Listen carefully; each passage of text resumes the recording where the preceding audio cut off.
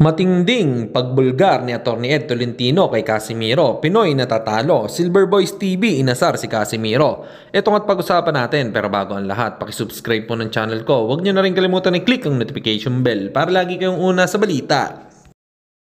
Pag-usapan nga po natin mga kaboxing, ayon sa sinabi ni Atty. Ed Tolentino na pwede daw tumalo kay Naoya Inoue. Ito daw ay si General Casimiro na pwedeng magbigay ng matinding hamon. Si Casimiro daw kasi ay may championship pedigree, merong experience, champion in multiple weight division, at may taglay na tibay, meron ding kakines, at naniniwala siya sa experience ni Cuadro Alas at unorthodox style, unimaginable, mahirap i-figure out, at mahihirapan din i-handle ang power puncher. Samantalang ayon naman sa banat ng mga kalaban ni General Cuadro Alas Casimiro na si Kameda, ay inangasan po nito ang ating pambato.